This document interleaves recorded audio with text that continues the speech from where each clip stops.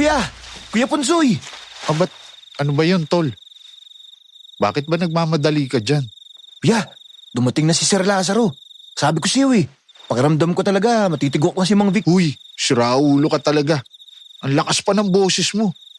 Baka marinig ka ng mga yun. Ay, sorry.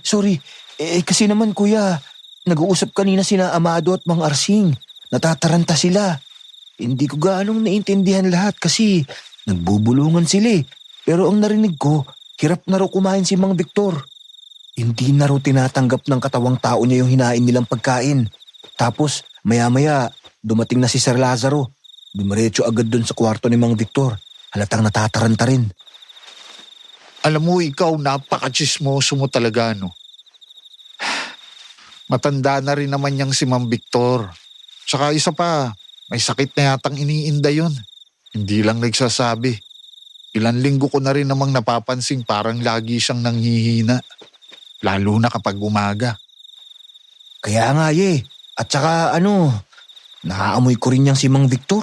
Palaging mabaho. Buhay pa, kaamoy na niya yung mga bangkay dito sa punerarya. Pero alam mo may kasama si Sir Lazaro nung dumating siya. Babae. Ang ganda Ang puti. Tsaka ang sexy. Tsaka batang-bata pa. Kaedad mo lang yata yun Ipinakilala ni Sir Lazaro kay Amado. Ang sabi, yun daw ang mapapangasawa niya. Papasa na nga siyang tsuhin nun Bakit? Inggit ka ba? Alam mo, wag mo nang intindihin yon. Labas na tayo roon. Ang problemahin mo, yung trabaho. May 2 bangkay na dumating kanina. Sabi ni Amado, tayo raw ang gagawa nun. Kaya tara nang bumaba. Uy, ano yun? Naririnig mo ba yun, kuya? May umuungol. Nalintikan na. Mukhang boses nga ni Mang Victor yun Huling hinga na yata yun ni Mang Victor Pero bakit parang nag-iiba yata? Pakinggan mo. Parang hayop na umaangil Umaangil? Bakit naman naangil yun? Ano yun, aswang? Pakinggan mo kasi kuya. Halika, dikit mo rin yung tenga mo rito sa dingding, bilis. Tol, itigil mo na yan. Baka hanapin na nila tayo sa... Oh, may kumakatok na. Teka, bubuksan ko lang ang pinto. Sino po sila? Ako si Isabel. Ito bang kwarto ni na Benok at Punsoy? Inutusan ako ni Lazaro na puntahan kayo. Kayo po yung... Hanip, ang ganda nga nito. May kailangan po ba si Sir? Oo, pinapasabi niya na ihanda niyo raw ang embalming room. Wala na si Mang Victor. Kayo raw ang mag-embalsa mo sa bangkay niya. Ganun po ba? Pakisabi na lang po kay Sir Lazaro, Ma'am, condolence po. Condolence? Hindi naman nagluluksa ang mga halimaw. Po? May sinasabi po kayo, Ma'am? Wala. Sige na, sundin niyo na ang iniutos ni Lazaro. Magandang araw sa iyo, Sir Jupiter. Ganoon din sa lahat ng mga kagaya kong avid listener, pati na rin sa mga taong nasa likod ng lahat ng channel nyo dito sa YouTube. Matagal na talaga akong nakasubaybay sa inyo at makailang beses na rin akong nagpadala ng sarili kong kwento. Pero hindi ako napipili, kaya naman sana sa pagkakataong ito ay pansinin nyo na ang kwentong ibabahagi ko sa inyo ngayong araw. Tungkol ito sa sarili naming karanasan ng aking Kuya Punsoy nung mga panahong nagtrabaho kami dyan sa Maynila bilang mga embalsamador sa isang punerarya. Di ko na ho sasabihin pa ang eksaktong pangalan ng mga lugar na babanggitin ko rito at alam niyo na siguro kung bakit. Mga kapwa ko listener, may tanong ho ako sa inyo. Maniniwala ba kayo kung sasabihin kong mahigit 2 dekada na ang nakakalipas ay hinabol kami ng isang buong pamilya ng mga aswang? Kung paano nangyari yun, pakinggan nyo ito hanggang dulo. Ako nga pala si Benok at ito ang kwento ko. Grabe. Hindi pa rin ako makapaniwalang wala na si Mang Victor. Hindi ka pa rin makapaniwala. Ayan na nga sa harap natin. Ay, maghanda ka na. Siya raw ang uunahin nating gawin ngayon. Grabe naman tong itsura ni Mang Victor, kuya. Di ba kasama niya si Sir Lazaro nung nalagutan siya ng hininga? Bakit parang tinorture to? Tingnan mo, nakatirik pang mata oh. Tapos nakanganga ng malaki. Tsaka, ba't ganito agad ang amoy nito? Amoy bulok. Kamamatay lang niya kanina. Ang dami mo namang sat-sat tol eh. Isuot mo na kasi ang mask mo para makapag-umpisa na tayo.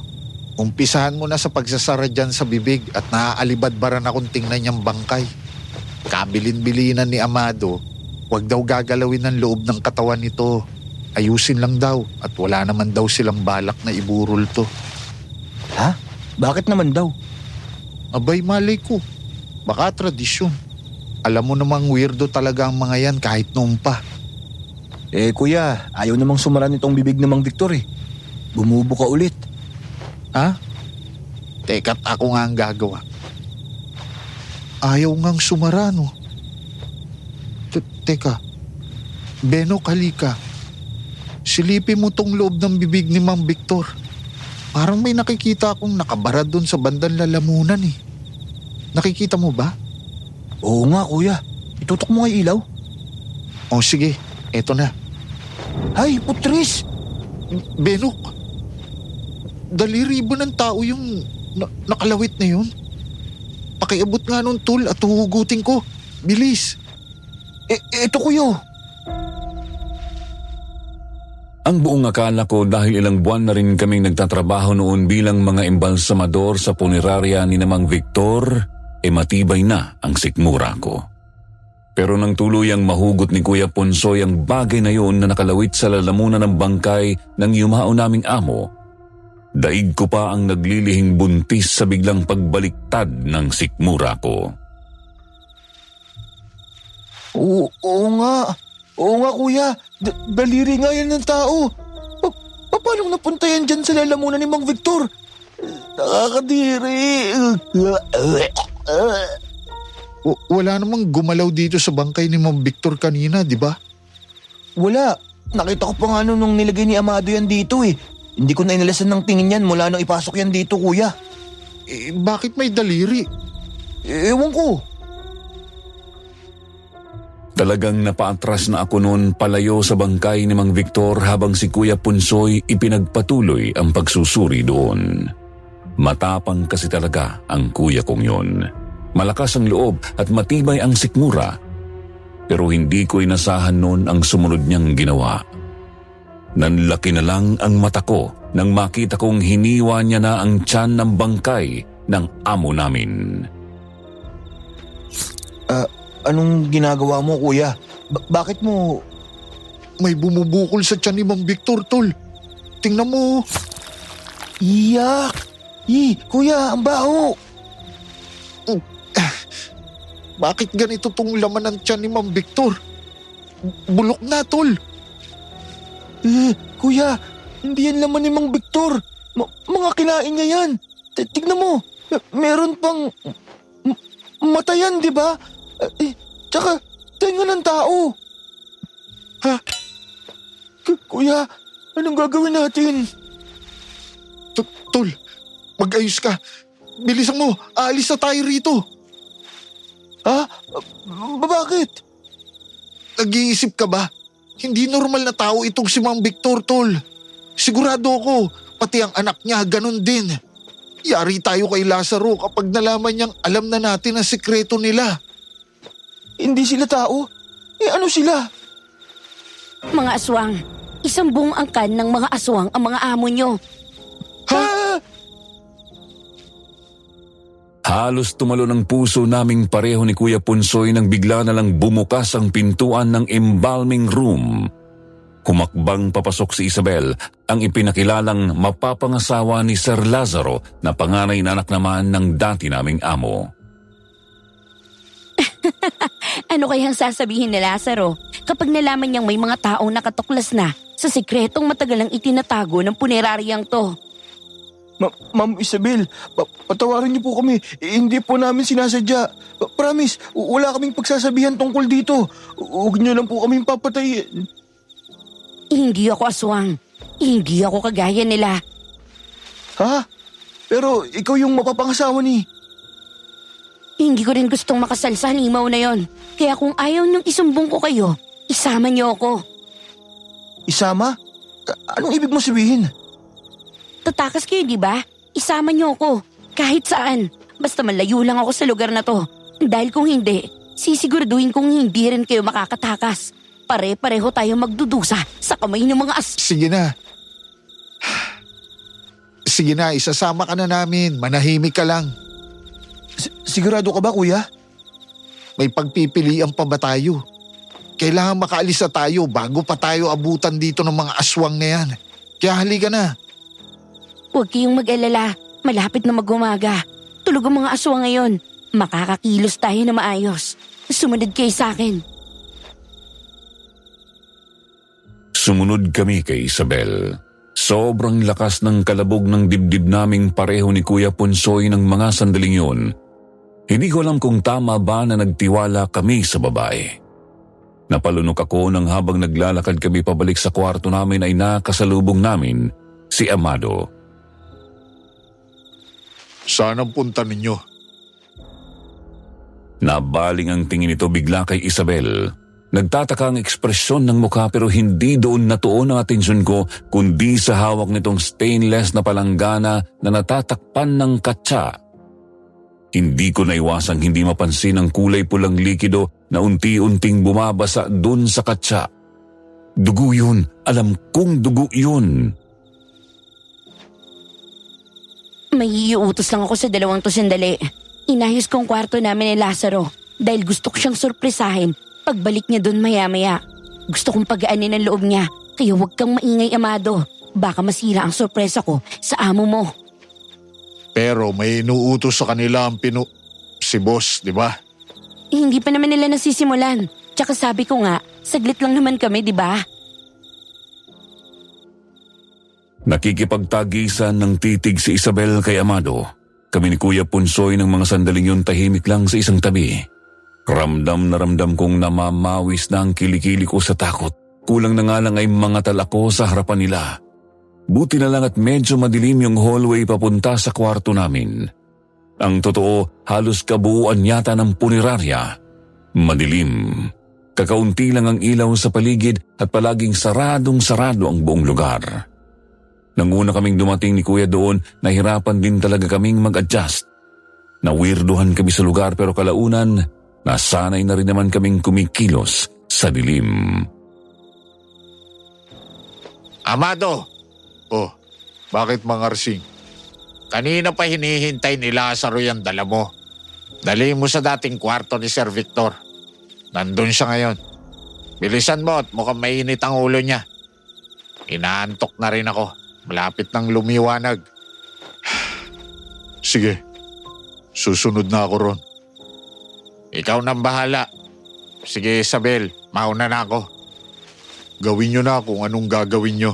Bilisan nyo lang dahil baka magalit lalo si Lazaro kapag nalaman niyang hindi pa rin naaayos ang bangkay ng ama niya.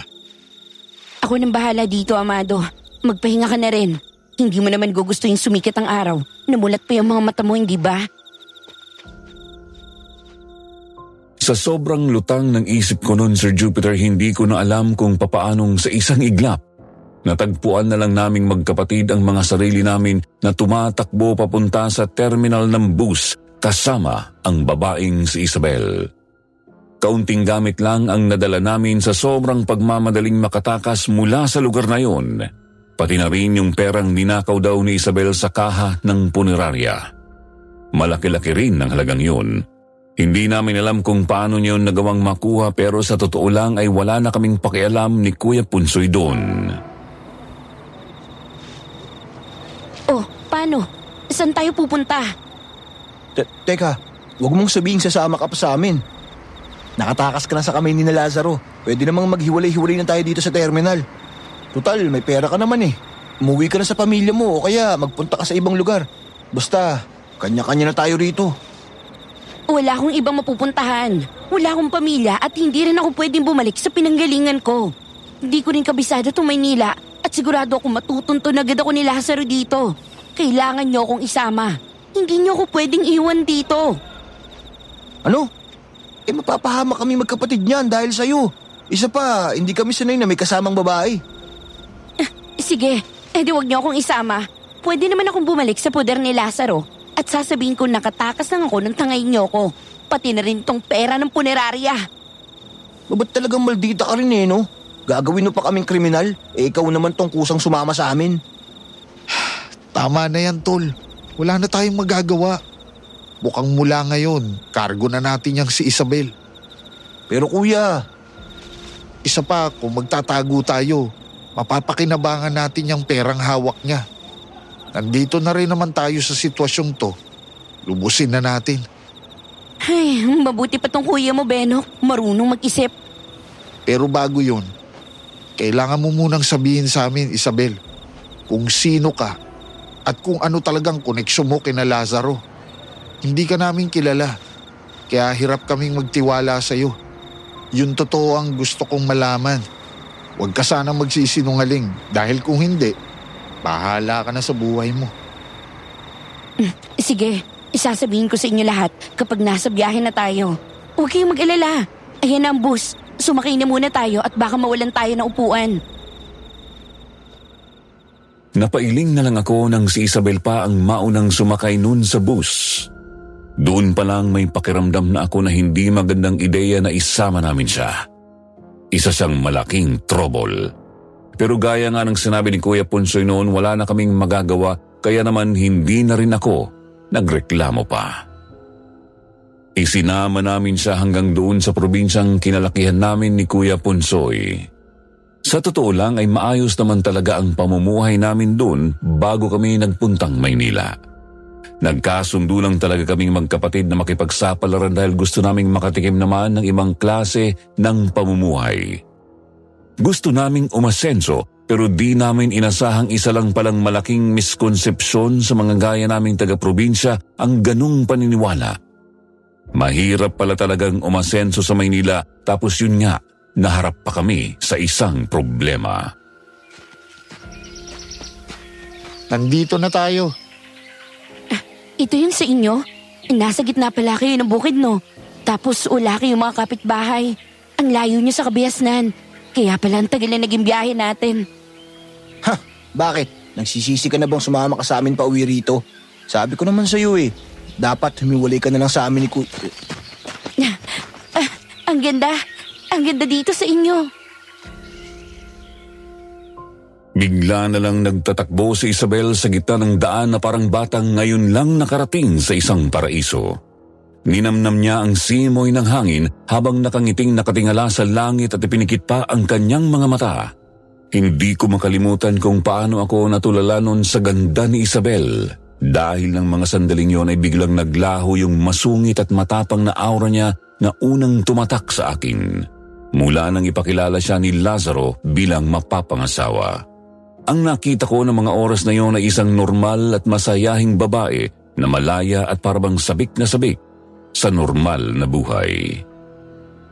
Sir Jupiter, aaminin ko ng mga sandaling yon, doon ko lang napagtantong napakaganda pala talaga ni Isabel. Lalo na nang makita kong sumusunod sa ihip ng hangin ang kilos ng malambot niyang buhok. At nang mapalingon ako sa Kuya Ponsoy ko, doon ko napagtantong maging siya pala. Para bang nahulog sa gayumang hatid ng ganda ni Isabel. Doon pa lang hindi na ako nagtaka kung bakit gustong-gusto siyang makuha ng aswang na si Lazaro. Grabe, ganitong-ganito din ang buhay namin sa probinsya bago ako kinuha ni Lazaro. Ang saya-saya ng buhay ko doon. Tahimik, malaya. Ganito. Ay.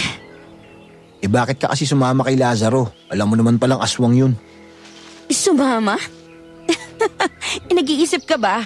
Sino namang matinong babae ang gugusting sumama sa halimaw na yon? Bakit? Malay ko ba kung nasilaw ka lang dahil mapera si Lazaro? Kaya ibinenta mo ang sarili mo sa kanya. Nagulantang ako nang bigla na lang may dumamping palad sa kaliwang pisngi ko. Halos umikot ang mukha ko dahil doon kaya talagang nahilo ako. Hindi ako agad nakapag-react. Tapos pagharap ko kay Isabel, nakita kong sunod-sunod na tumutulo ang luha mula sa magkabila niyang mga mata at galit na galit siyang nakatitig sa akin ng diretso. Wala kang karapatang insultuhin o husgahan ako ng ganyan dahil hindi mo alam kung anong pinagdadaanan ko. Kaya ako napunta sa poder nila. Hindi ako isang babaeng kagaya ng iniisip mo. At hindi nababayaran ng puri ko. Hindi ako may gusto nito. Anong... Tama na yan. Isabel, pagpasensyahan mo na tong kapatid ko.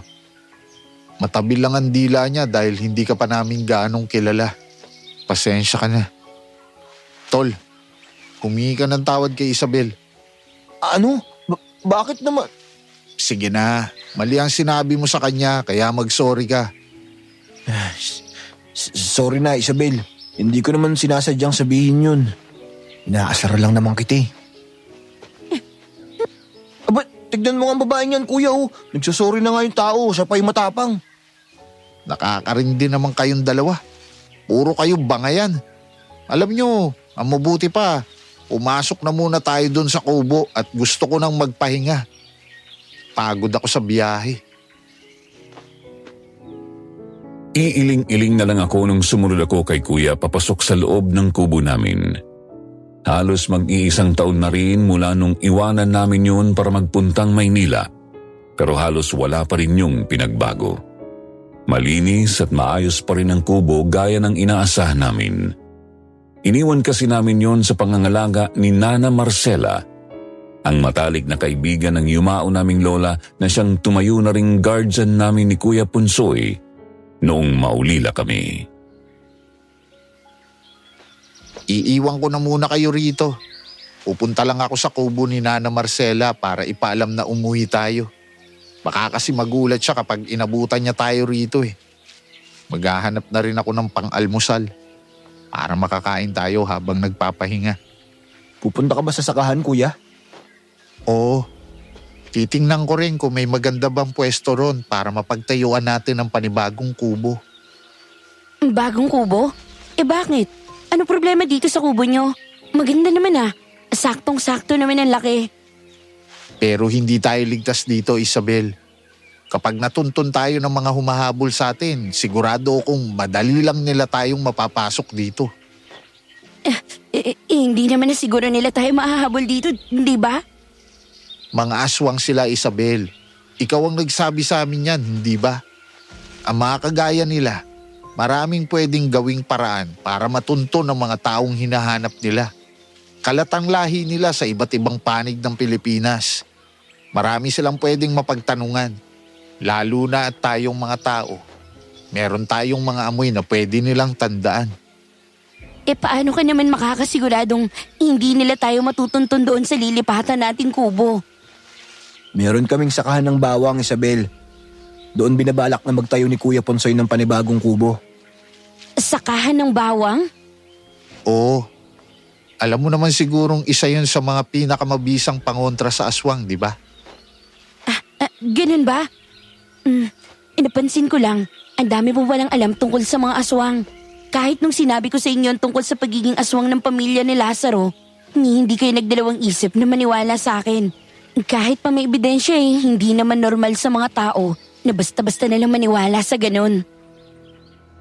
Nagkatinginan kami ni Kuya Punsoy sa sinabing yun ni Isabel. May nakalimutan pala kaming banggitin sa kanya tungkol sa pinanggalingan naming magkapatid. Ang totoo kasi niyan, madali lang sa amin na maniwala sa mga ganung kababalaghan. Normal sa buhay namin ni Kuya Punsoy ang ganun, lalo na at mula nung bata pa kami ay hindi na bago sa amin ang makarinig ng usap-usapan tungkol sa mga aswang. Apo na manunugis ang dalawang binatang kasama mo, iha. Mukhang sinuswerte ka nung magdesisyon ka sumama sa kanila. Sino po kayo? Huwag ka magtago sa likod ni Punsoy, iha. Hindi ako aswang. Mukhang sinuwerte ka nang magdesisyon ka sumama sa kanila, iha. Dati ring pinamumugaran ng mga aswang ang lugar na ito. Hanggang sa ako, pati na rin ang mga kaibigan, ang lolo at lola nila Benok at Punsoy, ang siya tumugi sa mga yon. Iligtas ka rito sa ngayon. Nana Marcela, kanina pa po ba kayo dyan? Pupuntahan ko pa lang sana kayo sa sakahan. Ang totoo, dito ako natutulog, iho. Lumabas lang ako nung natanaw ko kayong paparating. Hindi ko kasi kilala itong babaeng kasama nyo, kaya minabuti kong pakinggan muna kung anong pinag-uusapan ninyo. Bakit, Nana? Hindi nyo ba agad naramdamang normal na tao naman ang kasama namin? Benok, iho, kung normal na tao ang kasama nyo, hindi kukulo itong hinturang nakasabit sa leg ko. Biglang itinaas ni Nana Marcela yung maliit na botelya ng lana na nakakwintas sa kanya. Nanlaki talaga noon ang mata namin ni Kuya, tapos ako napahakbang pa ako noon paatras kay Isabel. Kinabahan ako. Kung kumukulo ang hintura kapag malapit siya, ibig sabihin, isa siyang... Aswang ka, Isabel! Ano? Hindi. Hindi ako aswang. Benok, iho, huwag ka matakot sa kanya. Hindi lang naman sa isang tunay na aswang pwedeng kumulo ang hinturang ito. Ay, ano ka ba? Ano ba talaga siya, Nana? Naguguluhan na ako eh. Akala ko nagdala kami ng aswang dito sa atin. Hindi aswang ang dinala ninyo, Benok, kundi isang baylani. Baylani? Ano ba yun, Nana? Mga dalagang nagmula o may dugo na mga sinaunang babaylan. Namumuhay sila sa mga panahong ito bilang mga normal na tao at maaaring wala rin silang alam sa kanilang pinagmulan. Sigurado ako na aamoy ng mga aswang ang dugong nananalaytay sa ugat ng dalagang yan. Kaya gano'n na lang ang kagustuhan nilang kunin siya. Bakit, Nana Marcela? Ano ba mapapala nila sa mga baylani? Mukha namang walang alam to si Isabel tungkol sa kung ano man ang kayang gawin ng isang babaylan. Tama, ang alam ko po normal na tao lang ako. Kahit ang mga kamag-anak ko, wala rin naman nababanggit tungkol dito. Mga normal na tao lang kami hanggang isang araw bigla na lang kaming lapitan ng mga aswang sa probinsya namin. Hindi nila kailangan ang kakayahan o karunungan ng mga babaylang pinanggalingan ng dalagang yan, Punsoy. Tugo lang niya ang kailangan niya, pati na rin ang kanyang matres. Ano hong ibig niyo sabihin? Isa lang naman na nakikita kong balak nilang gawin sa kanya. Iyon ay ang gawin siyang paanakan. Paraan yon upang lumikha ng mas makapangyarihang henerasyon ng mga aswang. Diyos ko! Kaya kayong dalawang magkapatid, ihanda ninyo ang sarili ninyo, mga iho. Sigurado akong hindi basta-basta hahayaan ng mga aswang na makawala ang babaeng to. Kailangan niyo siya protektahan laban sa kanila. Dahil kung hindi... Ano? Ang ibig niyo bang sabihin, Nana? Kailangan naming makipaglaban sa mga aswang kagaya ng ginagawa niyo nila lolo't lola noong kabataan niyo? Ganun na nga, Punsoy. Nadali mo. Kahit ako halos hindi ako makapaniwala sa paliwanag na yon ni Nana Marcela. Totoong mga apo nga kami ng manunugis, pero kaming dalawa ni Kuya Punsoy kahit kailan ay hindi pa namin nagawang lumaban sa mga aswang dahil hindi naman kami tinuruan ng lolo at lola namin kung paano gawin yon. Naubos na nila ang mga aswang sa bayan namin bago pa man kami tumuntong sa edad na 10. Nalinti ka na. Sinasabi ko na nga ba't hindi magandang balita ang hatid ng babaeng yan sa atin, kuya. Isabel naman kasi, paano ka ba napunta sa poder ng mga halimaw na yun? Kung sinasabi mong hindi mo ibinenta ang sarili mo sa kanila, bakit pinapakilala ka ni Lazaro bilang mapapangasawa niya? Oo nga, Isabel. Ito na siguro ang tamang oras para ikwento mo sa amin ang dapat mong ikwento. Tulog ka sa buong biyahe natin, kaya hindi mo natupad ang pangako mo na wala kang ililihim sa amin. Bumuntong hininga muna noon si Isabel tapos umupo siya sa bangko sa kanya kami tinitigan. Kita namin ng mga sandaling yun na para siyang nag-aalangan pero dahil nga yun ang pangako niya kay Kuya, wala siyang nagawa kundi magsimulang magkwento. Uli lang lubos na ako. Simula pa lang na mag-iisip ako eh. Doon na ako lumaki sa puder ng tiyahin at tiyo ko. Doon yun sa side ni nanay. Alam mo, hindi magandang trato nila sa akin nun pa. Pero tiniis ko yun dahil akala ko ganun lang talaga ang pamilya. Buong buhay ko, pinagsisilbihan ko sila hanggang sa magkasakit ang tiyuhin ko at kinailangan ni Chang ng malaking halaga ng pera. Diyos ko, nakakaawa naman pala ang babaeng to.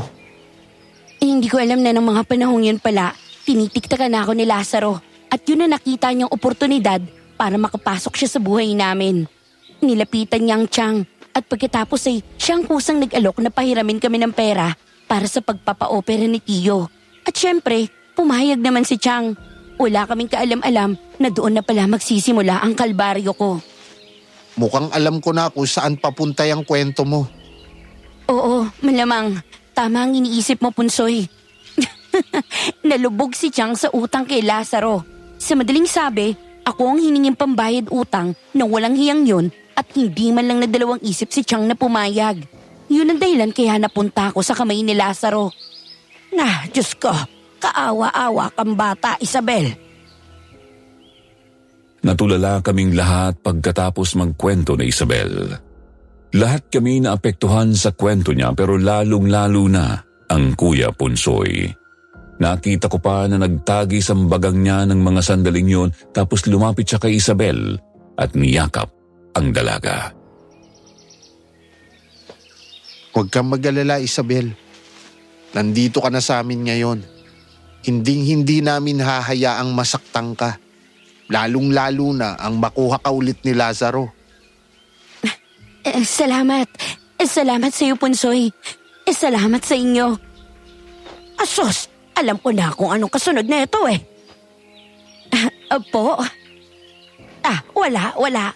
Ang sabi ko baka gusto ninyo magbitiw na sa pagkakayakap nyo para makakain na kayo ng almusal. Doon palang kumalas ang dalawa na parang napapahiya.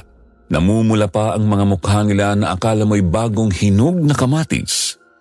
Napailing na lang ako noon. Pagkatapos ng umagang yun, dumiretso agad kami ni Kuya Punsoy sa sakahan at swerte namang may pwesto nga doon na pwede naming pagtayuan ng kubo. Agad kaming bumili ng materyales noon gamit ang naipon naming pera ni Kuya sa pagtatrabaho ng ilang buwan sa punerarya. Pagkatapos ng sumunod na mga araw ay nagsimula na kaming magtayo ng panibagong kubo. Grabe, ang bilis niyong gumawa, Benok, Punsoy. Konti na lang, matatapos na yung kubo Siyempre, madali lang naman kasi to eh. Hindi mo na itatanong pero bago kami maging embalsamador ni Kuya kung ano-anong trabaho na talaga ang nasubukan namin. Kaya marami talaga kaming alam na gawin. Talaga? Kaya lang nagtataka ako sa inyong dalawa. Ang ganda-ganda naman itong sakahin nyo. Kapag inayos nyo to, siguradong kikita kayo na malaki. Bakit nagtitiis kayo makipagsapilaran sa ibang lugar para maganap ng trabaho na mababa naman ang pwede nyong kitain? Ewan ko ba? Alam mo kasi Isabel, bata pa lang kami ni Kuya Punsoy, pangarap na namin ang makaalis sa lugar na ito. Kasi nga, iniisip namin na baka maulit lang yung dati na halos wala nang tumitira dito. Dahil nga paborito itong puntahan ng mga, alam mo na, kaya nagdesisyon kaming magpunta sa Maynila. Ay, kaso, tinamaan ng lintik. Aswang din pala ang among napuntahan namin. Bakit naman talagang nakakabit na ang mga aswang sa tadhana ninyong magkapatid? Uy, huwag ka magbiro ng ganyan ha. Ayoko makapag-asawa ng aswang.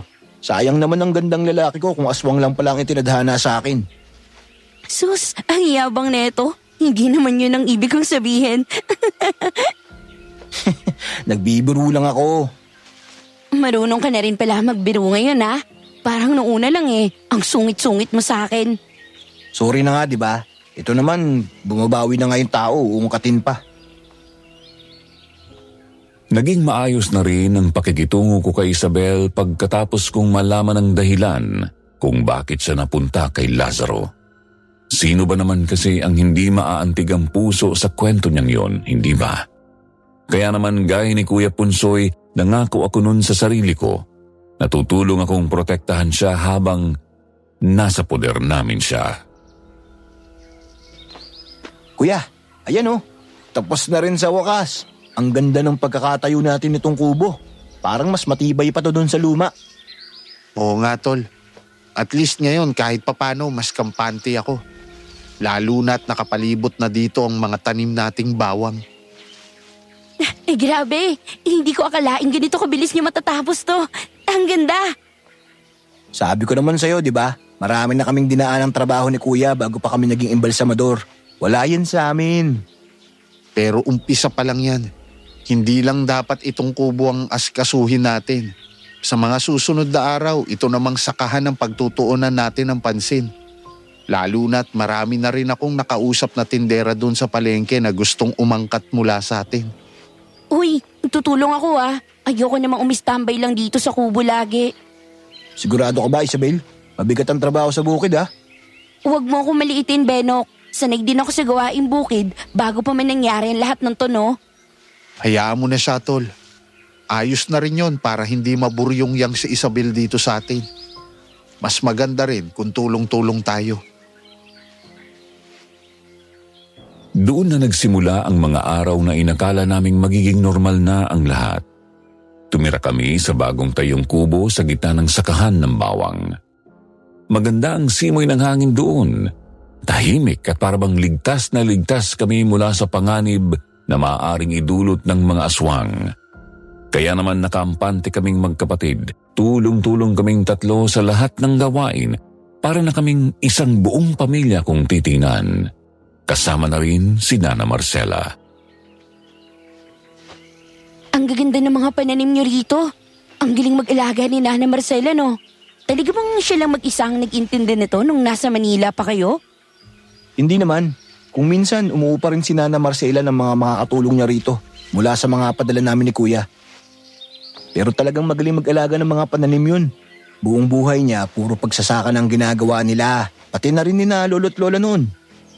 Kapag ganito karami ang nakapalibot dito sa kubo, siguradong mahihirapan ng mga aswang na makalapit sa atin kung sakali. Pero wag pa rin tayong pakakampante. Hindi natin alam kung hanggang kailan tayo ligtas sa lugar na to. Ikaw talaga, Punsoy. Kakalipat lang natin dito, yan na agad ang iniisip mo. Tama naman si Kuya Isabel. Mas mabuti na yung lagi tayong handa. Ay, siya nga pala. Saan ka nga pala galing kanina? Ang aga mong gumising ah. Madilim pa lang, bumangon ka na. Wala naman. Nandiyan lang ako sa paligid. Minaman-manan ko kasi ang hangin dito sa sakahan, kaya maaga akong bumangon. Naging masaya ang mga sumunod naming araw sa probinsya. Sa unang pagkakataon, nakita kong ngumiti si Isabel nang walang bahid ng takot. Natutunan din niyang magbiro at tumawa, lalong-lalo na kapag si Kuya ang kausap niya.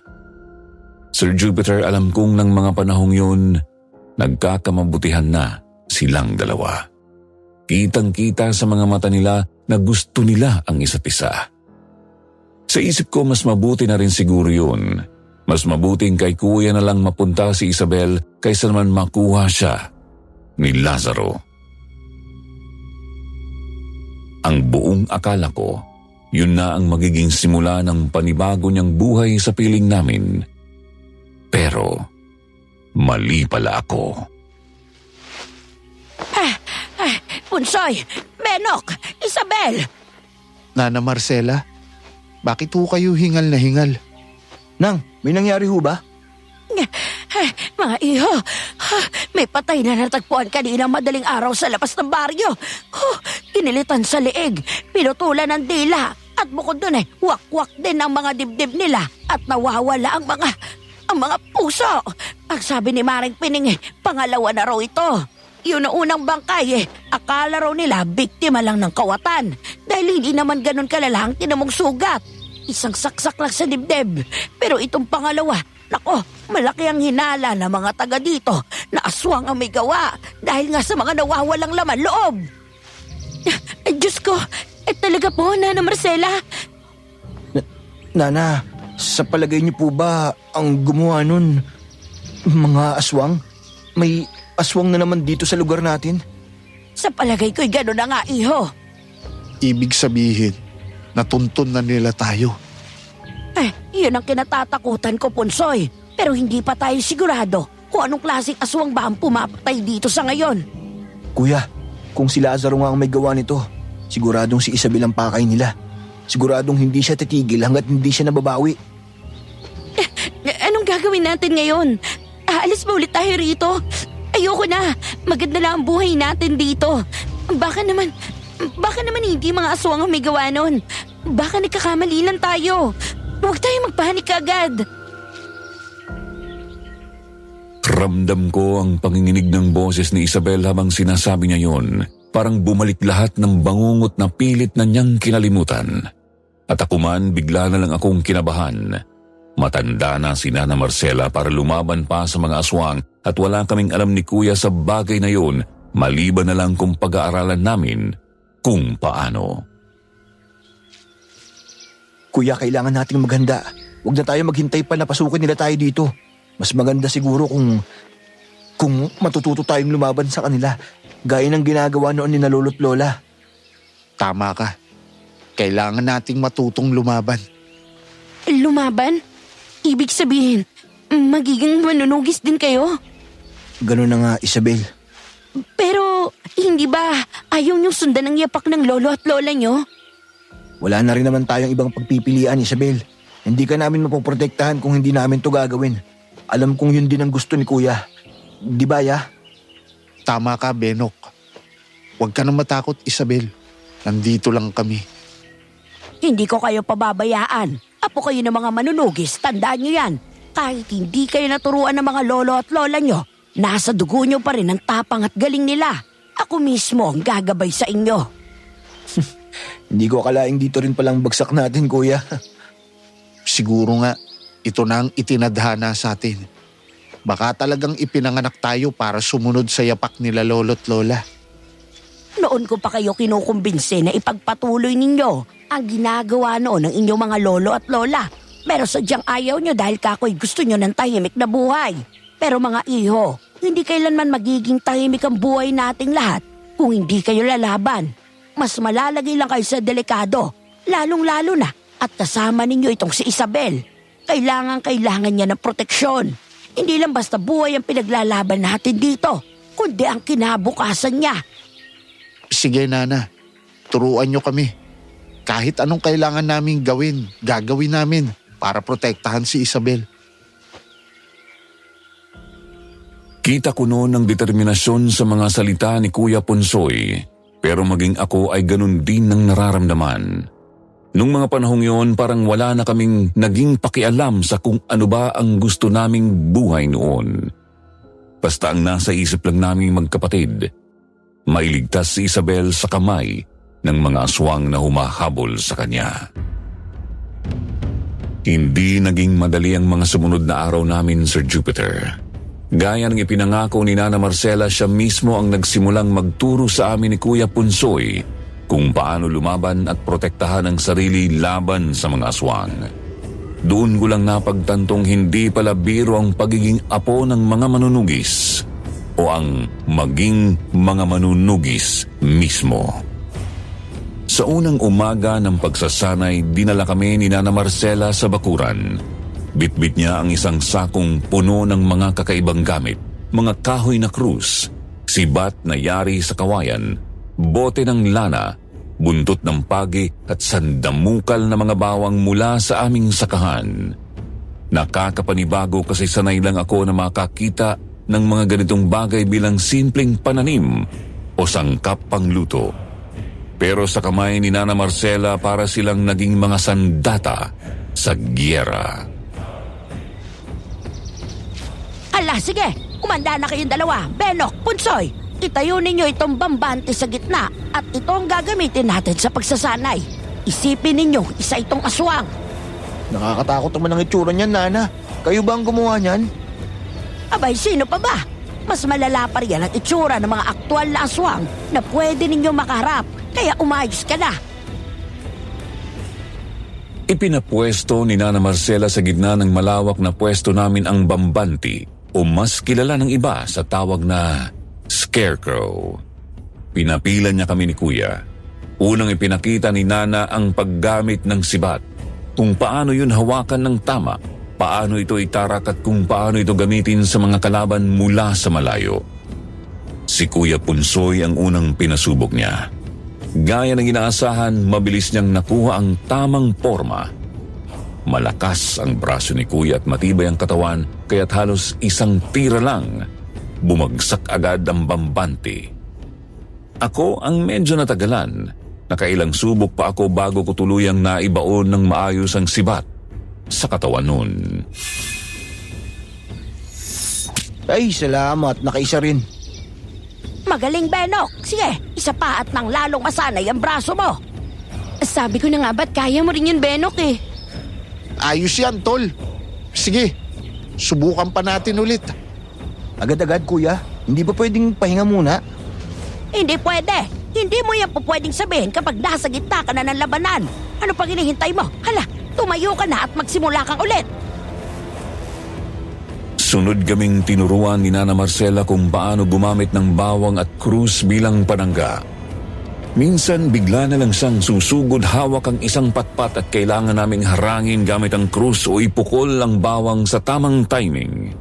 Sa una, hindi ko alam kung matatawa ako o matatakot kasi kahit matanda na si Nana, ang bilis pa rin ng kilos niya. Para pa rin siyang sundalong sanay sa laban. Pero hindi maikakailang hinahapo na siya paglipas ng ilang minuto. Si Isabel naman nanunood lang mula sa gilid. Kita ko sa mga mata niya na kabado siya sa nakikita. Hindi ko naman siya masisisi. Ako mismo, kinakabahan pa rin. Pero kapag tinitingnan ko si Kuya na seryoso at determinadong matuto, parang nagkakaroon din ako ng lakas ng loob. Grabe, ang bilis mo natuto, Punsoy. Kung wala lang akong alam, iisipin ko na sanay ka na lumaban. Di mo aakalain na ngayon lang kayo tinuruan kung paano gawin yung mga ginagawa ninyo. Hindi naman. Siguro dala lang din ang dugong nananalaytay sa ugat namin. Isa pa, sanay kasi ako sa gawaing bukid at iba pang mabibigat na trabaho. Eh, ikaw, Benok, napagod ka ba? Ha? Ako? Siyempre hindi. Nakita mo naman, di ba? Ilang beses ko lang sinubukan, nakuha ko rin. Oo nga, pero ang dami mong reklamo kanina. Akala ko nga susuko ka na eh. Hindi ako susuko. Kung si kuya nga hindi sumusuko, ako pa kaya? Sira ka. Bakit naman ako ang ginagawa mong kompetensya? Mukhang effective ang training mo, Nana Marcela. Wala pa yan, Iha. Mga pinakamadadali lang muna ang itinuturo ko. Kapag nakita kong handa na sila, tsaka natin itataas ang level ng ensayo. Kaya pa namin, Nana. Huwag kayong mag-alala. Ikaw talaga, Punsoy. Para kang walang kapagunan. Tingnan mo nga tong si Benok ko. Halos lalawit ng dila. Maawa ka naman sa kapatid mo. Mas mabuti na yung ganito, Isabel. Kapag nasanay agad ako, masisigurado ko agad na ligtas ka. Kitang-kita kong pinamulahan agad ng mukha si Isabel sa sinabi ni Kuya Punsoy. Napaiwas din siya ng tingin, pero ang kuya ko ay diretsong nakatitig lang sa mukha ng dalaga. Halata sa mga mata nila ng mga sandaling yun ang paghanga sa isa't isa. Ngayon ko lang nakitang tumingin ng ganon si Kuya sa isang babae. Hindi ako sanay, naninibago ako. Salamat sa'yo, Punsoy. Sa akin, hindi ka magpapasalamat. Nagsasanay din ako para sa'yo, no? Oo na. Salamat sa inyong dalawa. Sige, Tol.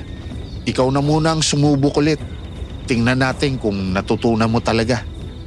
Sige ba? Hindi ko alam kung bakit parang nakakaramdam ako ng pag-iinit ng ulo ng mga sandaling yun. Kaya nang ayain ako ni Kuya Punsoy na magpatuloy sa pag-iensayo, sumunod agad ako. Kaso pagtira ko ulit ng sibat, bigla yung pumalya. Tapos nasalubsob pa ang daliri ko. Ang layo ng tama mo, Benok. Loko, nagbibiro lang ako kanina, no? Ito, siguradong tatama na to. Ayusin mo kasi ang forma mo, Tol.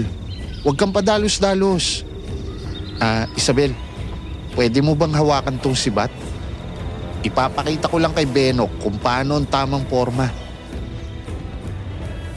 Nakita ko kung paano hinawakan ni Kuya ang kamay ni Isabel para ipakita sa akin ang tamang hawak ng sibat. Nang mga sandaling yun, nagsalubong talaga ang kilay ko. Halatang halata ko sa kilos ni Kuya Punsoy na parabang sa kalagitnaan ng training namin ay iba ang pinupormahan niya. Hindi ang sibat, kundi si Isabel. Ang bigat pala talaga nito, Punsoy. Relax ka lang. Gamitin mo ang bigat ng katawan mo. Hindi lang puro braso. O, ayan. Ganyan. Sige, iamba mo. Benok, manood ka. Tamaan ko. O, di ba? Ang galing, Punsoy. Turuan mo din si Benok. Dali. Ayoko na, pagod na ako. O siya, sige na. Magpahinga na muna kayo dyan. Bukas ulit tayo magpapatuloy. Sige, Nana. Maraming salamat po. Habang nagpapahinga kami matapos ang training, napansin ko ang dalawa. Si Isabel at Kuya na magkatabi. Nagkakwentuhan pa rin. Hindi ko marinig lahat ng pinag-uusapan nila pero ramdam ko sa paraan ng ngiti ni Isabel na mas magaan na ang loob niya kay Kuya. At si Kuya naman parang iba na ang tingin sa kanya. Hindi ko alam kung anong klaseng tingin yun pero alam kong hindi na lang yun simpleng pagkalinga o paghanga. Sa totoo lang hindi ko maintindihan ang naramdaman ko habang pinagmamasdan sila. Para bang may kumurot sa dibdib ko, parang may bagay na hindi ko maipaliwanag. Ewan ko ba, siguro dahil lang sa nasanay akong kami ni Kuya ang palaging magkasama. Kaya ganun, yun ang dahilang pilit kong ipinapasok sa isip ko. Pero habang nakikita ko silang dalawa na tila nagiging mas malapit, hindi ko maiwasang makaramdam ng kakaibang lungkot. Lungkot na iba ang tama sa dibdib. Aminin ko man o hindi, tinatraidor ako ng sarili kong puso. Hindi ko po pwedeng sabihin kasi baka isipin ni Kuya na nakikipag-agawan ako sa kanya. At si Isabel, siguro mas lalayo ang loob niya sa akin kung sakaling malaman niya. Kaya nanahimik na lang ako. Pinilit kong ngumiti. Pinilit kong magpanggap na ayos lang sa akin ang lahat. Pero sa loob-loob ko, Sir Jupiter, nagsisimula na akong kabahan. Hindi lang dahil sa banta ng mga aswang, mas kinakabahan ako kasi baka ako mismo matalo sa tahimik na laban na to. Kinaumagahan, bigla na lang naming nakita si Nana Marcela na hahangos papunta sa kubo. Halatang-halatang pagkataranta sa mukha niya habang pawis na pawis at hinihingal. Nana, ano hong nangyayari? Bakit ho parang hinahabol kayo ng kabayo dyan? O mga iho, nadagdagan na naman. May nakita na naman bangkay kanina madaling araw sa gilid ng ilog. Ganon din ang sitwasyon. Ginilitan at walang puso. Siguradong kagagawan nila to. Ano? Diyos ko. Pang-ilan na ho ito, Nana? Panlima na, iho. Panlimang bangkay na ito ngayong linggo. Ang buong baryo ay nagkakagulo na. Wala silang masabi kung sino o anong nilalang ang may gawa. Pero alam nating lahat kung ano talaga ang totoo. Ang mga aswang. Nana, baka naman natuntunan nila tayo. Hindi nga malayong ganon, iho. Pero malakas ang proteksyon ng bawang na nakapalibot sa kubo ninyo. Malamang ay natatakot sila lumapit ng direkta. Kaya mga inosenteng tao ang nadadamay. Ibig sabihin, dahil sa amin, pati buong baryo nadadamay. Huwag kang mag-isip ng ganyan, Tol. Sigurado kung kahit wala tayo rito, hindi pa rin titigil sa pambibiktima ang mga aswang na yan.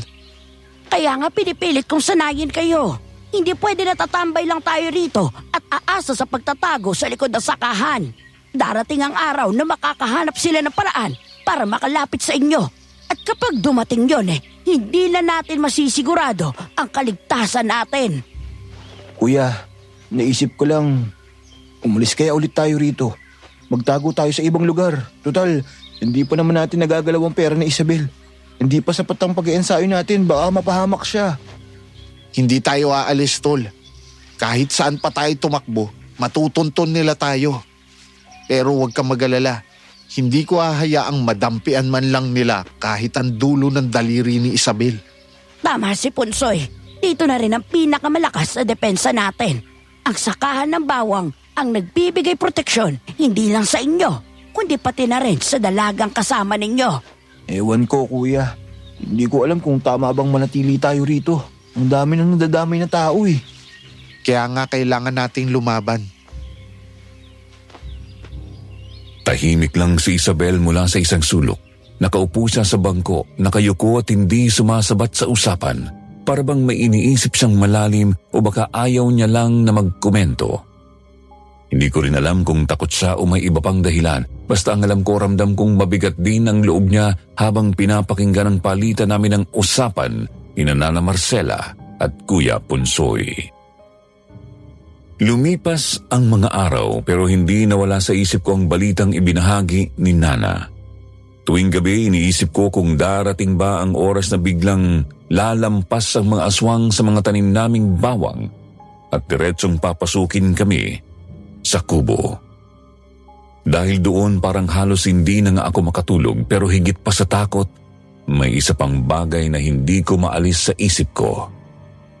Si Isabel. Minsan kasi napapansin ko na lang na may mga sugat ang mga kamay niya. Maliit lang pero halatang bago, para bang galing sa hiwa ng matalim na bagay. Uy, Isabel, anong nangyayari sa kamay mo? Wala to. Maliit na gasgas lang. Gasgas? Kagabi lang wala pa yan ah. Saan ka ba galing? Naglalakad-lakad lang ako sa labas. Sa labas? Madaling araw pa lang. Gising ka na at wala ka na sa higaan. Lagi kang nauuna gumising kaya sa amin. Tapos kapag bumabalik ka, maliwanag na. Isabel, nasa panganib ang buhay mo. Baka naman kung mapano ka. Mahilig lang ako magpahangin sa umaga. Sabi ko naman sa'yo, di ba? Namiss ko na ang sariwang hangin ng probinsya. Magpahangin? Hindi ka ba natatakot? Baka kung anong makasalubong mo sa labas. Hindi naman. Tsaka hindi naman ako lumalayo. Hindi ko alam kung maniniwala ako. Sa tuwing bumabalik siya parang may kakaiba sa kilos niya. Parang pagod pero pilit niyang ikinukubli. At lagi na lang siyang may palusot.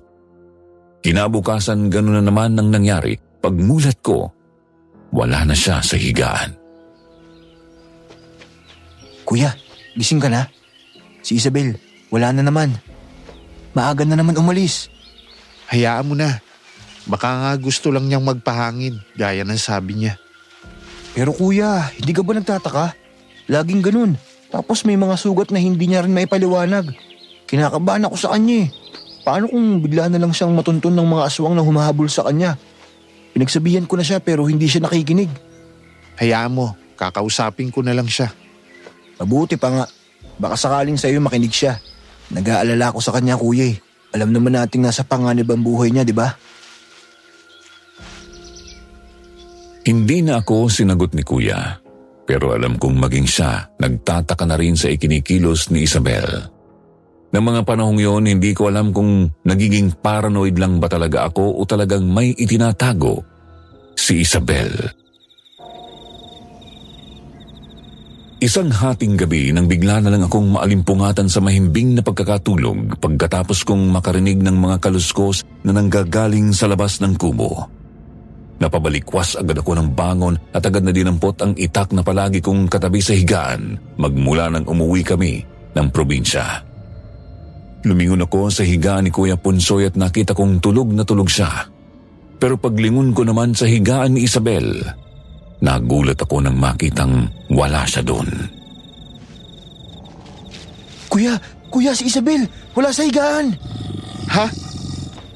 Nasaan siya? Huwag ka maingay kuya. May naririnig akong mga pag-angil sa labas. Maganda ka. Buisit, huwag mo sabihing natuntun na nila tayo. Agad ding bumalikwas ng bangon si Kuya at dinampot naman ang sibat niyang gawa sa tulos ng kawayan. Ganon din ang buntot pagi.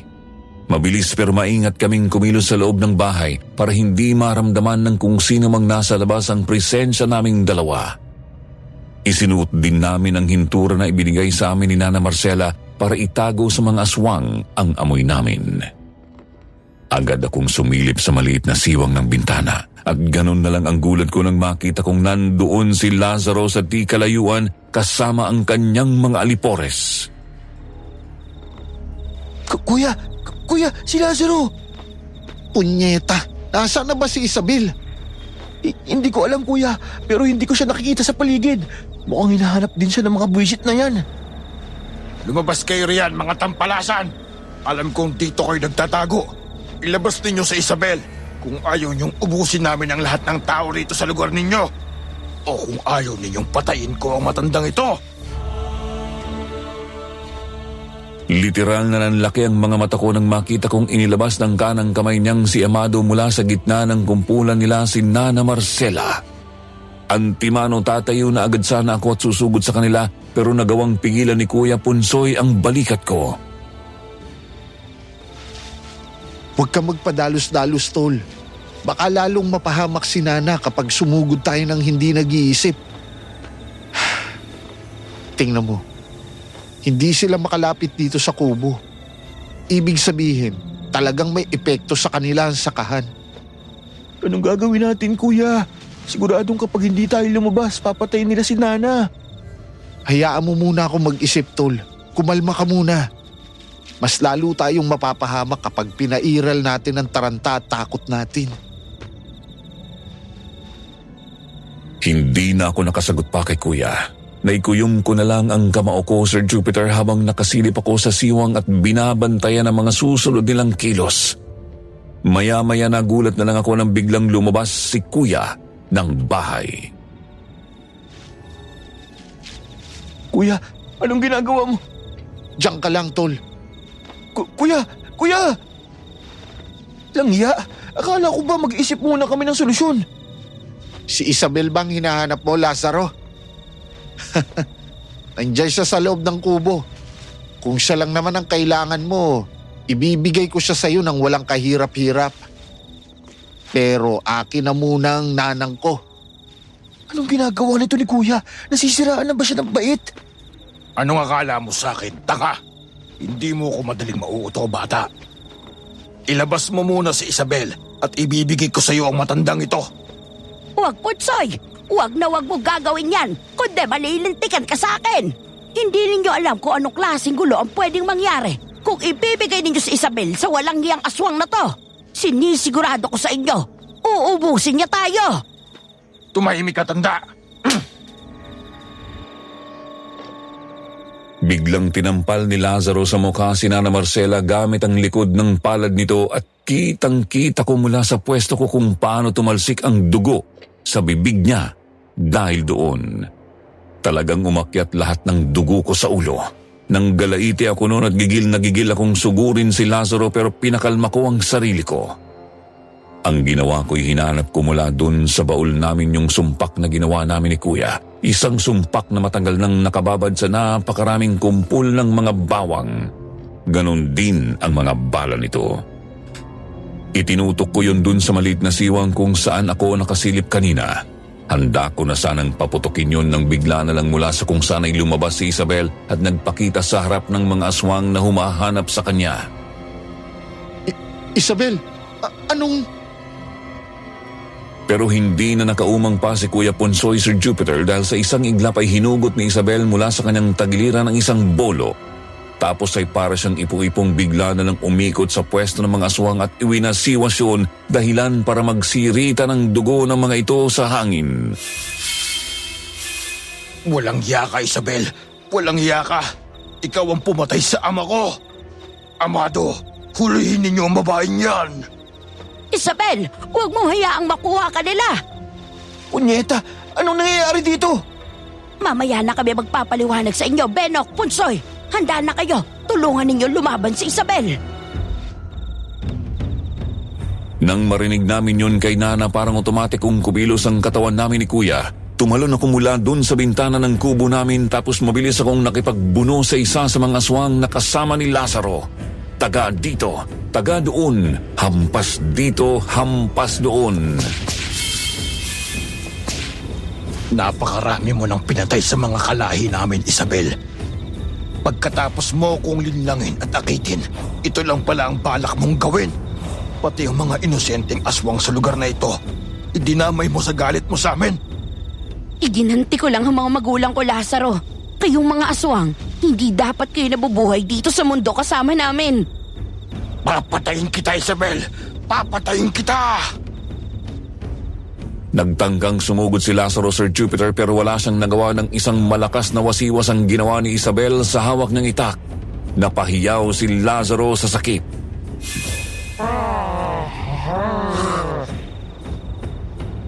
Ang akala ko nga ay mapapatay na ni Isabel si Lazaro, pero mabilis na kumilos si Amado at nakalmot siya nito.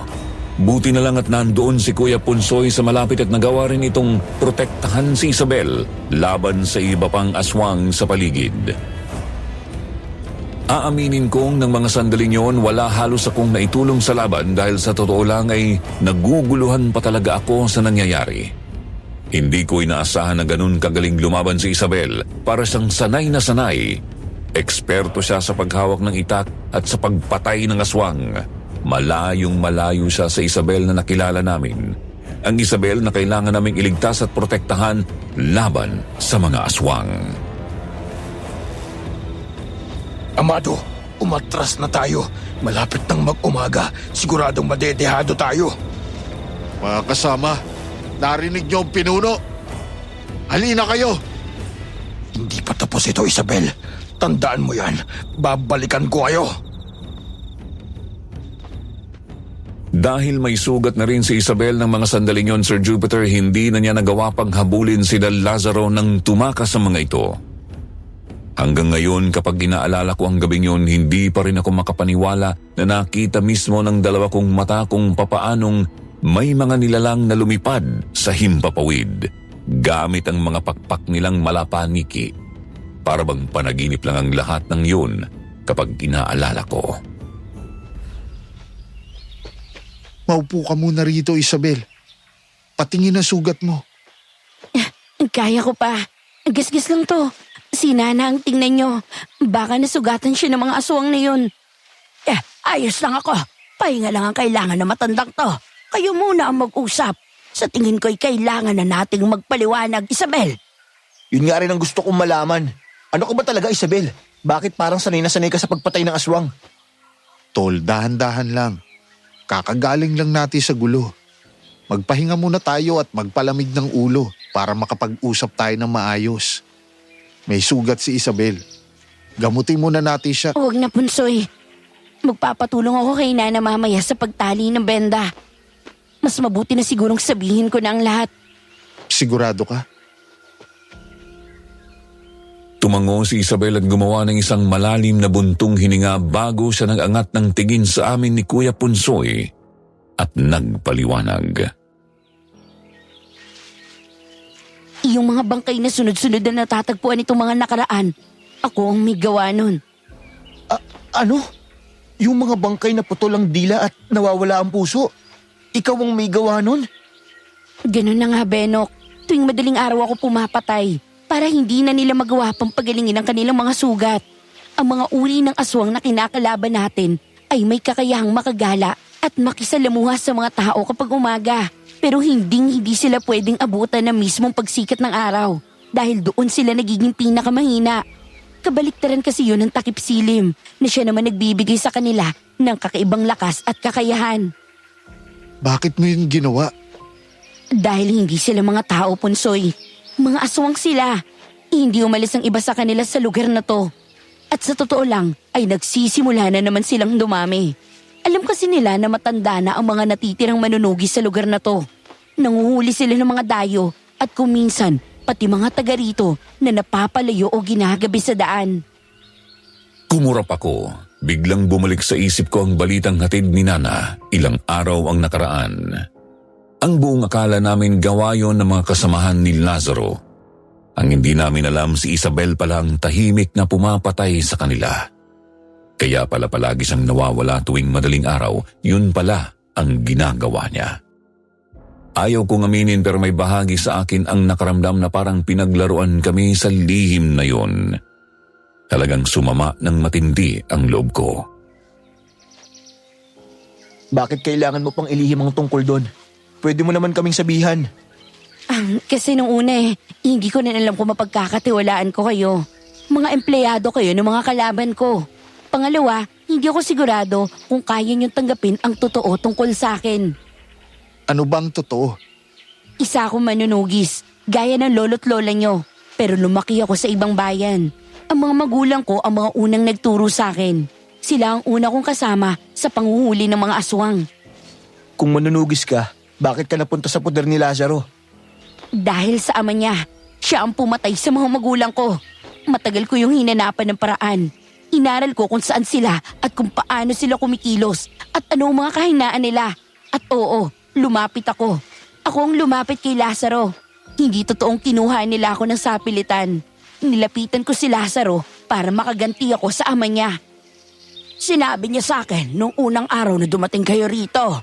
Mula pa lang sa paraan ng paglakad at paghawak niya ng patalim, alam ko nang hindi siya simple babae lang. Alam niyang hindi niya kayang itago sa akin ang lahat ng yon dahil pareho kaming manunugis, kaya umamin sa akin si Isabel.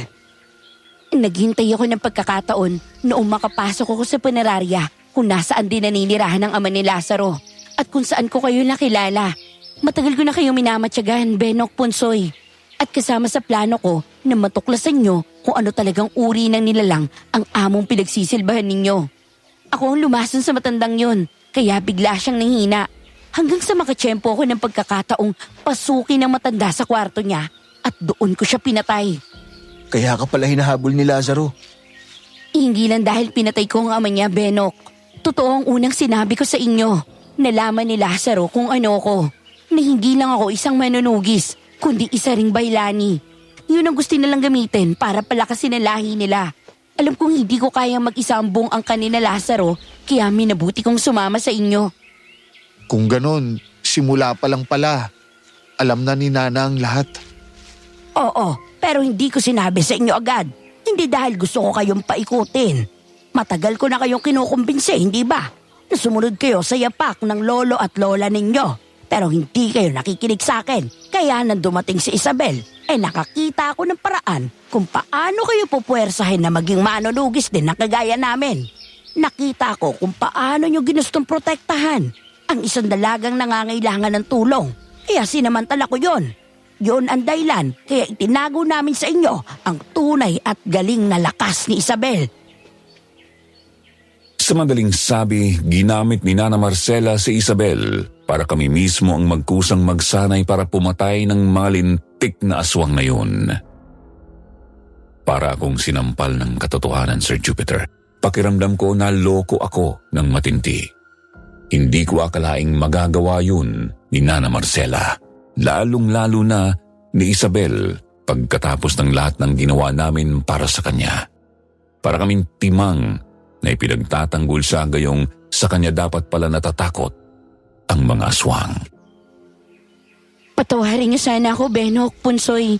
Pero ginawa lang namin yun dahil kailangan kayo ng mga tao sa lugar na to. Matanda na si Nana Marcela at alam din yun ng mga aswang. Kaya nga nagsisimula na naman silang pamugaran ng lugar na ito. Kung walang susunod sa yapak niya, masasayang lang ang pinaghirapan ng lolo at lola niyo. Hindi ibig sabihin nun ayos lang ang ginawa mo. Niloko mo kami, Isabel. At kayo rin, Nana. Alam ko, Benok. Alam ko. Kaya nga, humihingi ako ng tawad sa inyo. Tumahimik sandali ang lahat. Wala na rin naman akong maisagot nun. Sa totoo lang ay naiintindihan ko naman talaga ang lahat ng paliwanag nila. Pero hindi ko pa rin maialis sa dibdib ko ang matinding sama ng loob. Nanahimik na lang ako sa isang gilid. Tapos si Kuya ang lumapit kay Isabel. Naiintindihan ko, Isabel, Nana. Pero wag nyo na sanang ulitin yun.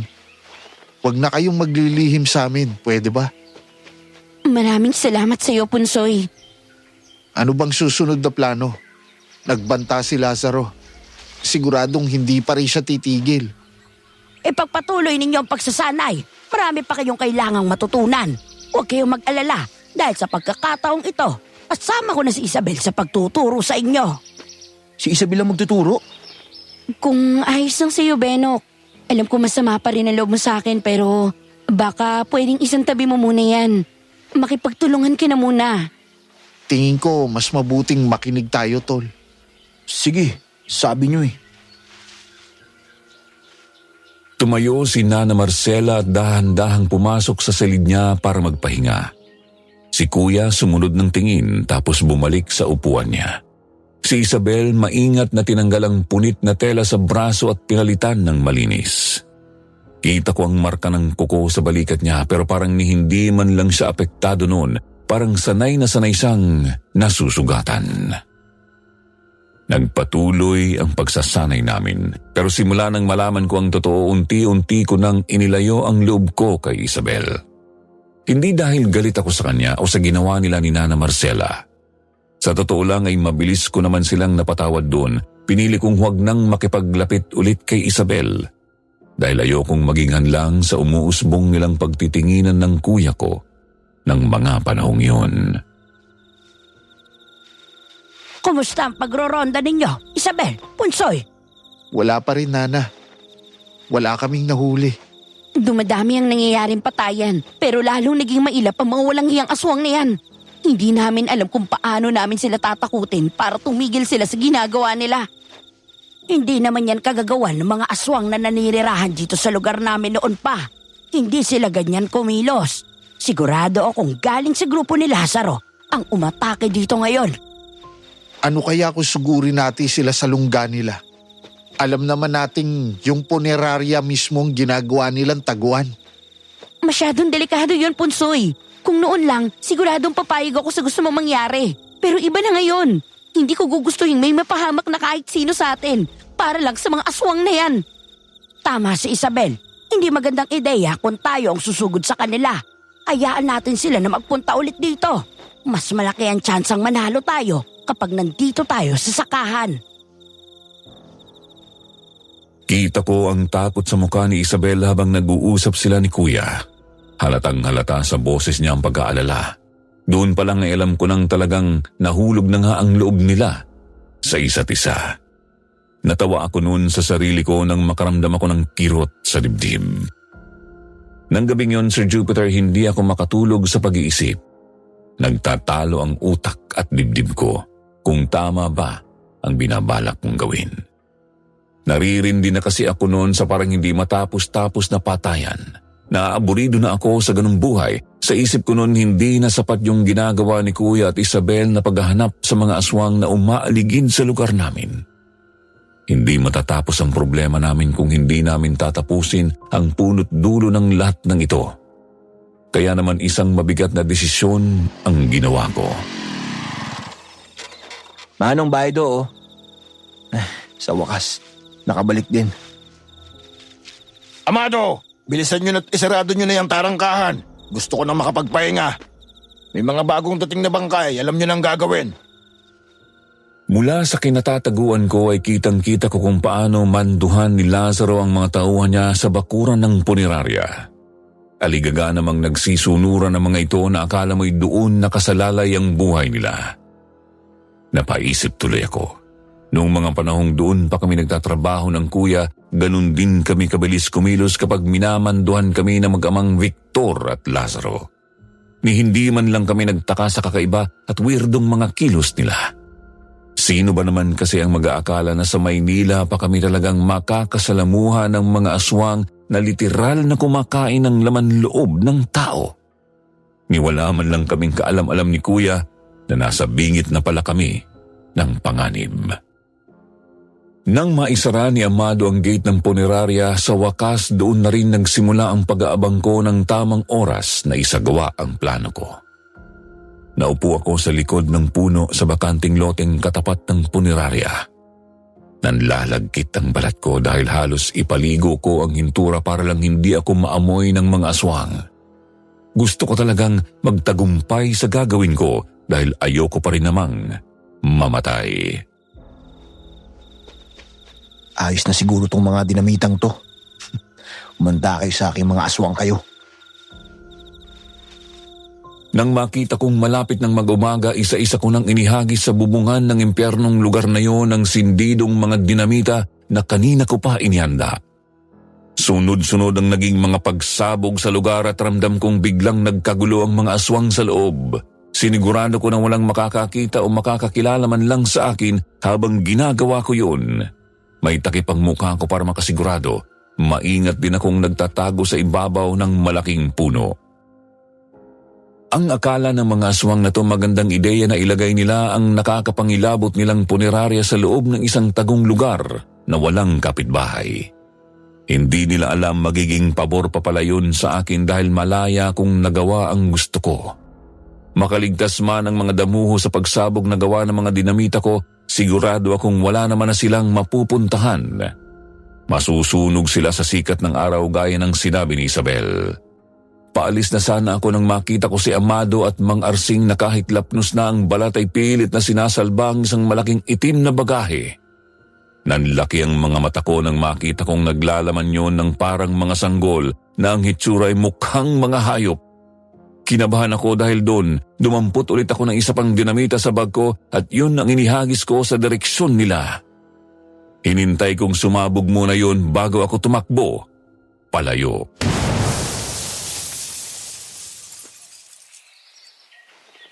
Diyos ko, Benok! Ano ba pumasok sa utak mo, ha? Sino nag-utos sa'yo na mag-isa kang umatake? Bakit? Nagtagumpay naman ako ah. Napatay ko ang mga aswang. Tapos na ang problema natin. Hindi ko na matiis. Naririndi na ako sa kalagayan natin eh. Ito ang dahilan kung bakit ayoko maging manunugis. Siraulo ka ba, tol? Alam mo bang delikado yun? Paano kung nagkamali ka ng 1 kilos man lang? Paano kung nahuli ka nila? Hindi naman nangyari yun, di ba kuya? Ito ako sa harap nyo ngayon oh. Buhay na buhay. Hindi mo naiintindihan, tol. Akala mo ba ganun-ganun lang yun? Akala mo titigil na sila dahil pinasabog mo ang lungga nila? Napatay mo man si Lazaro. Hindi titigil ang mga kapanalig nilang aswang sa paghahanap sa'yo. Gagantihan ka nila. Hindi matatapos ang giyera na to dahil sa ginawa mo. Lalo mo lang pinalala ang sitwasyon dahil dinamay mo ang ibang mga aswang na kaanak nila na hindi dapat sumasabak sa laban. Ang ibig nyo bang sabihin yung mga bagong silang na aswang doon sa punerarya? Nakita ko mga yun. Nung paalis na ako pagkatapos ko silang pasabugin. Sigurado akong patay na rin sila. Ah, Diyos ko! Hindi mo dapat ginawa yun, Benok. Hindi mo dapat isinangkala ng buhay mo. Bakit ka ba umiiyak? Akala ko ba gusto mong makaganti sa lahat ng aswang na yan? Pero pinahamak mo na naman ang sarili mo eh. Ano pang say-say nun? Ngayong ako na ang hinahabol nila, pwede ka lang mabuhay ng matiwasay kasama si Kuya Ponsoy. Hindi mo na kailangan maghanap o makipaglaban sa kanila. Sigurado ako, wala na rin naman kayong halaga sa kanila. Ganun naman ang ugali ng mga aswang na yon, hindi ba? Ano bang sinasabi mo, tol, ha? Kuya, alam ko kung anong ginawa ko. Gusto ko lang makatulong sa inyo. Kuya, ikaw nang bahala kay Isabel at Nana Marcela. Bantayan mo sila. Sobra ang takot nila nang malamang napatay ko nga ang mga halimaw na yun. Kita ko ang sobrang pag-aalala sa akin ni na Isabel at Kuya Punsoy, lalong-lalo na si Nana Marcela. Pero ako ng mga panahong yun, wala akong naramdamang pagsisisi sa ginawa ko. Alam kong nagawa ko na ang makakaya ko para makatulong. Napag-isipan ko na rin naman ang lahat ng ito. Ano bang ibig mong sabihin, iho? Bakit ba parang nagpapaalam ka? Huwag kayong mag-alala, Nana. Hindi nila ako maaano. May plano na rin ako bago ko pagawin ang lahat ng to. At ano yun? Tulungan niyo ako mag-impake ng gamit. Sa susunod na araw, lilipad na ako papuntang Japan. Natanggap na ako sa trabaho doon. Aalis ka, tol? Mangingibang bansa ka? Oo, kuya. Siguro naman, hindi na ako mahahabol pa ng mga aswang doon, di ba? Nagkatinginan na lang sila pagkatapos noon, ako naman ay natawa. Nang mga sumunod na araw, ang kinailangan na lang namin gawin ay ingatang hindi ako masugod ng mga aswang. Hindi ako umalis ng sakahan habang binubuno ko ang mga huling araw ko sa probinsya. Bagamat namamataan namin silang umaali-aligid sa paligid. Ginawa ni na Isabel at Kuya Benok ang lahat para hindi makalapit sa akin ang mga ito. Prinotektahan nila ako sa abot ng makakaya nila. Hanggang sa dumating ang araw na sa wakas ay aalis na ako. O ano? Handa na ba lahat ng dadalhin mo, tol? Oo, ya. Bakit parang matatay ka na ewan dyan? Hindi pa rin kasi ako makapaniwala na aalis na ako ngayon. Nagdadalawang isip ka na ba? Hindi sa ganun. Inaalala ko lang, baka magkaroon ng aberya habang pupunta ako ng airport. Alam ko namang hanggang ngayon, maaligid pa rin yung mga lintik na aswang na yan. Nag-aabang lang sila ng tamang pagkakataon para mapatay ako. Sigurado ako ngayon, alam na nilang aalis na ako ng bansa. Buo na ang loob ko. Pero kahit papaano, hindi ko pa rin maiwasang makaramdam ng takot. Kaya nga sinasamahan ka namin para sigurado. Ayokong may mangyaring masama sa'yo bago ka pa makaalis ng bansa. Tama. Mas mabuti na yan, Benok. Hindi natin alam kung hanggang saan ang kaya nilang gawin. Pero paano kayo? Baka kayo naman ang mapahamak pag uwi nyo galing sa paghahatid sa akin. Huwag mo kaming alalahanin, iho. Mas kailangan kang mailabas ng ligtas sa lugar na ito. Ikaw ang punteriya nila ngayon. Tama si Nana. Kailangan nating maging alerto habang papunta sa airport. Sige. Salamat sa inyo, kuya. Nana, Isabel. Mula sa kubo, sabay-sabay naming nilakad kung saan ipinarada ni Kuya Punsoy ang nahiram niyang owner jeep na gagamitin niya sa paghatid sa akin sa airport. Hindi pa man kami gaanong nakakalayo, agad naming napansin ang mga nakahandusay na patay na hayop sa paligid ng daan. May mga manok na tila piniga ang leeg, mga aso na wakwak ang mga tiyan at dibdib, pati na rin mga kambing. Halos lahat wakwak ang dibdib at nawawala ang mga laman loob. Tanghaling tapat pero kakaiba ang bigat ng paligid. Mas lalo pa kaming kinilabutan nang makarinig kami ng mga kaluskos sa mga puno. May mga aninong biglang nagtatalunan sa itaas. Mabilis na gumagalaw na parabang sinusundan ang bawat hakbang namin. Ang dami yata nila ngayon. Kuya, nakikita mo rin ba yung mga nakatungtong dun sa mga sanga? Oo. Huwag kayong hihinto. Diretso lang tayo. Huwag kayong matatakot. Huwag na huwag kayo magpapakita ng kahinaan. Kilala ko ang mga yan. Hindi sila basta lalapit, lalo na at alam nilang armado tayo. Kahit marami sila, alam nilang bawat isa sa atin dito ay alam kung paano tumugis ng aswang. Parang gusto nilang takutin lang tayo.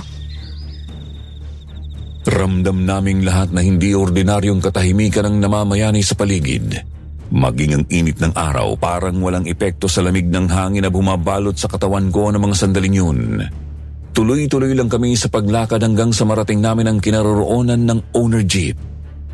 Mabilis kaming sumakay at pinaandar agad ni Kuya ang makina noon. Habang umaandar, hindi pa rin nawawala ang mga anino sa gilid ng kalsada.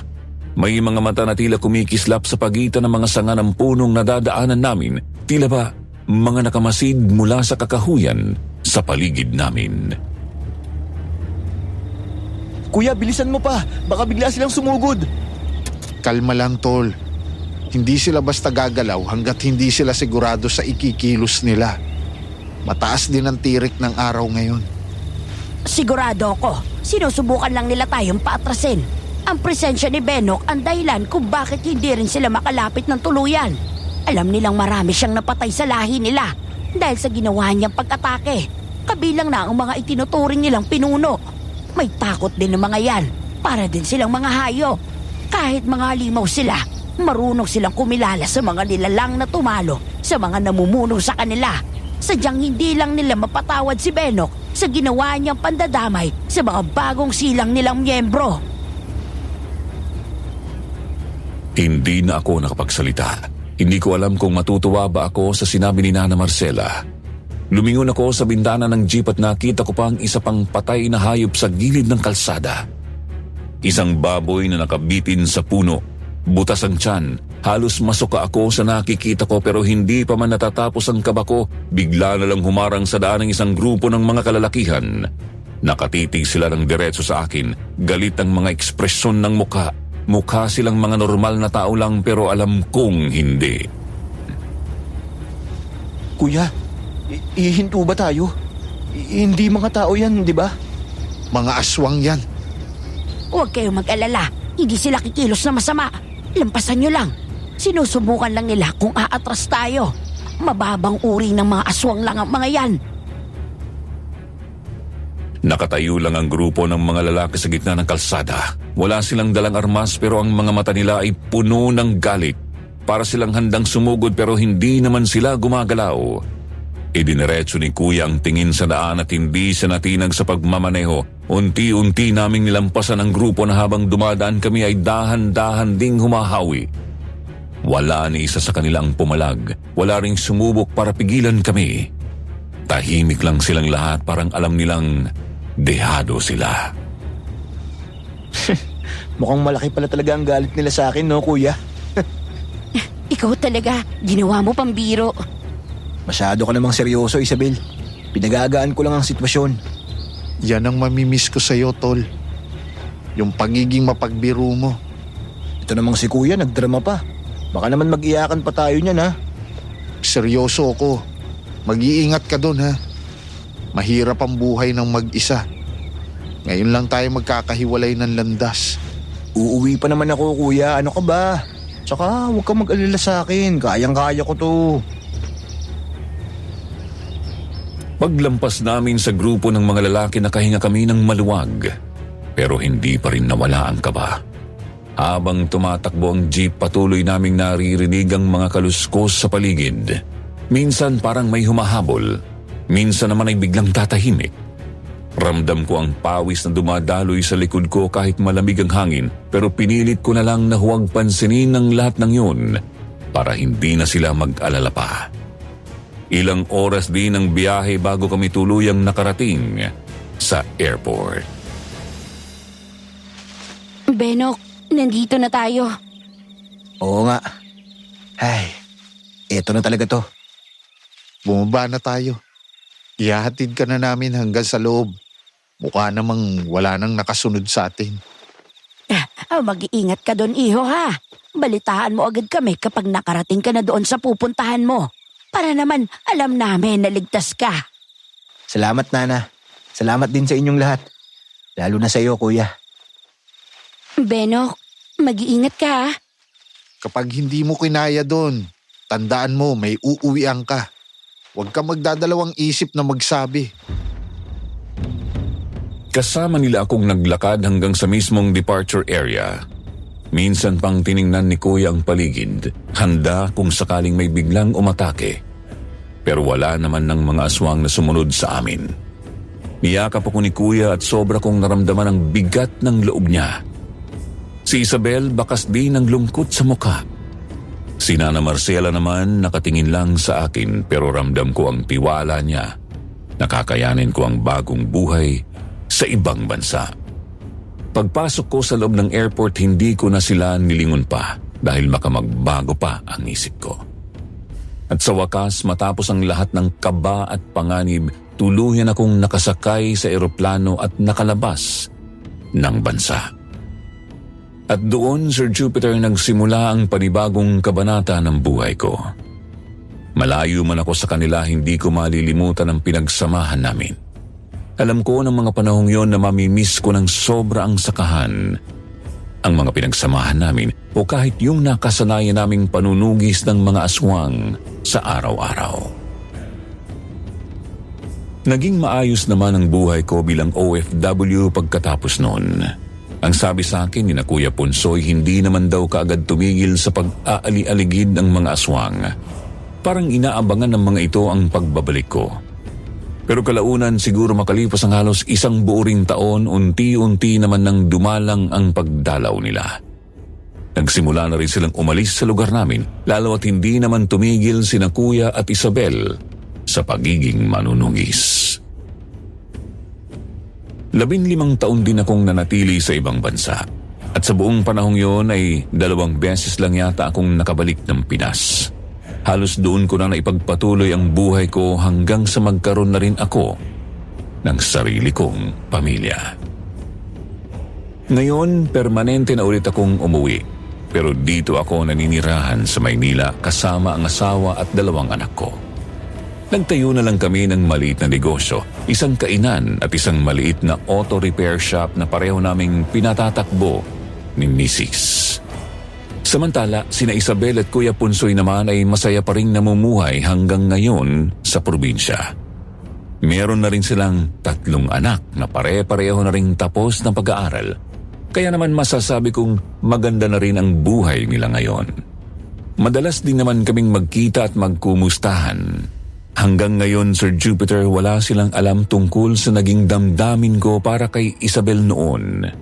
At wala na rin akong balak pang sabihin pa yon sa kanila. Kaya nga iniba ko rin ang mga pangalan namin dito sa kwento kong ito sa inyo. Lalo na ngayon na sa wakas ay nakalaya na rin naman kami sa anino ng mga aswang na noon ay halos ikutan ng buong buhay namin. Samantala, si Nana Marcela ay salitang naninirahan sa amin ni Kuya Punsoy dahil ang sabi niya, pareho niya kaming gustong makasama ni Kuya, pati na rin ang kanya-kanya naming pamilya habang malakas pa siya. Sana po nagustuhan ninyo ang kwentong ibinahagi ko sa inyo ngayon, Sir Jupiter. Maraming salamat po sa pagkakataong maibahagi ito sa inyo at lalong mas malaking salamat kapag napili ninyong basahin at gawan ng episode ng inyong channel. Muli ako nga po pala si Benok. God bless at more power sa kwentong Takip Silim. At yun na nga, mga minamahal naming tagapakinig. Natapos na naman po ang isang kakaibang karanasang ibinahagi sa atin ng ating letter sender for today na si Benok. Sa totoo lang, grabe, hanga ako sa kanya dahil mas pinili niyang ilihim ang tungkol sa feelings niya kay Isabel para sa kasiyahan ng kanyang kuya. Kung minsan talaga sa mga ganitong uri ng kwento natin mapapatunayan yung kasabihan na blood is thicker than water. Ito ang isang buhay na ebidensyang wala kang ibang magiging pinakamatatag na sandigan sa lahat ng pagsubok na darating sa iyo kundi ang iyong pamilya. Napaka-strong ng samahan ng magkapatid na ito. Hanga rin ako kay Punsoy dahil sa huli, hindi niya pinabayaan ang kanyang kapatid. Kayo po ba? Meron ba kayong isang taong may tuturing na kasangga sa lahat gaya ng turingan ni na Benok at Punsoy sa isa't isa? Share nyo naman po sa comment section ang inyong kwento at babasahin namin yan.